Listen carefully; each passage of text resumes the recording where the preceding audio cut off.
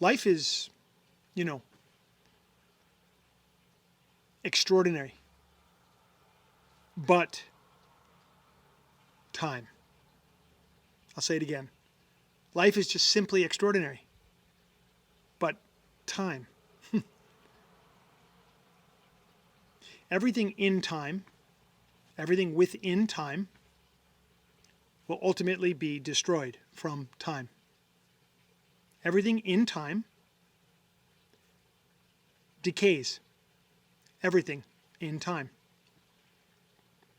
Time presents tremendous challenge for us. For within time, there is death. There is sickness. Outside of time, just pure consciousness, pure awareness. To live in time is sort of an agreement, and we want to become really good at it and understand what it is, what its limitations are, how it challenges us, how the game is played. We perceive things as past, present, and future. Time is just for us to be able to sense and navigate and be in the three-dimensional reality that we find ourselves in.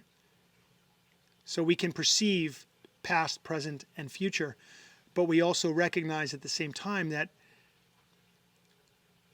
there is only the eternal now. There is only now. When we were in what we remember as the past, that was now. When we will be in what we consider to be the future, that will become now. So our life is nothing more than a series of never-ending nows. And the question for us is how do we work with this? And how does addiction play into our perception of time? So if we're in the eternal now, we want to experience ourself here and now, always. That's the goal. The great goal is to be fully awake in the eternal now, in the presence, in the present, and the presence. If we are caught in the past, in memory, in resentment, stuck, unfinished business, we could call that karma. It is an unfolding of kind of a calling to finish things that are unfinished. Stuck in the past. Makes it very difficult for us to find presence.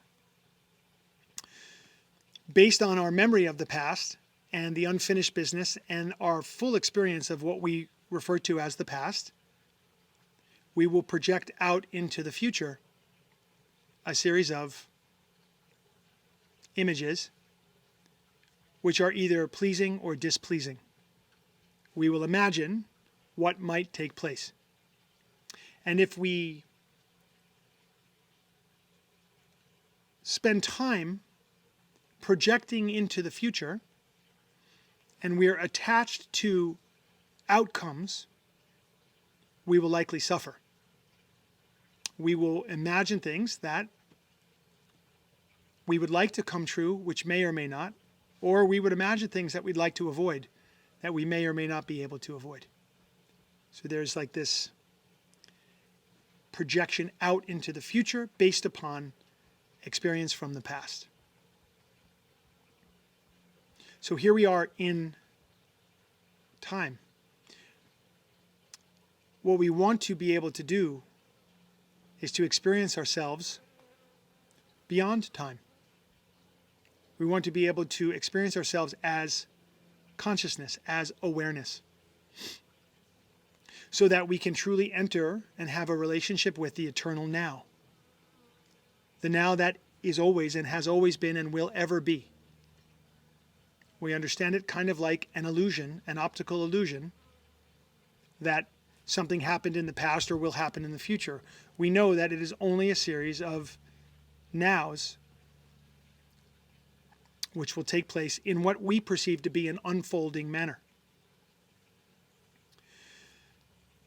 to be able to step outside of time when you're in this body is a difficult thing to do. It requires meditation. Meditation gives us access to a deeper reality than this surface reality of time, the surface reality of how we experience everything around us. Otherwise, we spend a lifetime in confusion. We spend a lifetime chasing. What will we always be chasing?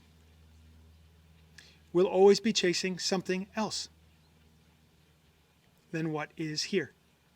We will always be at the mercy of time, meaning our perception is something better could happen. Something more, something different could happen.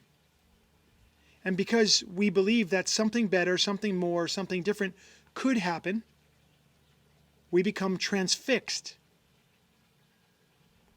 with that idea. And that's called the consciousness of desire. We are projected out, forward, rather than developing a relationship with what is here and what is now and finding tremendous love, joy, and peace here. What if, okay, here's something to think about.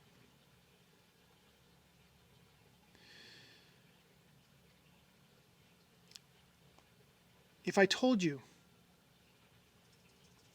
right now, right here, for you and for me, nothing more, nothing better, nothing different is possible than the here and the now that we are experiencing right now, could you begin to understand that concept? Many people will say, oh my God, I'm having such a hard time in my life. Tommy, this is terrible news. There will be nothing more, nothing better, nothing different. What are we doing? If we're in recovery, if we're working on recovery, aren't we trying to get to something else than what is? No. We're trying to get to what is, rather than something else.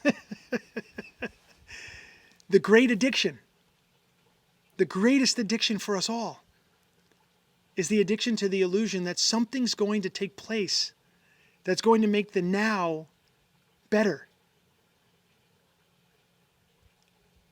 That we want something else because the now, we haven't developed a relationship with the eternal now that's here and that's present for us.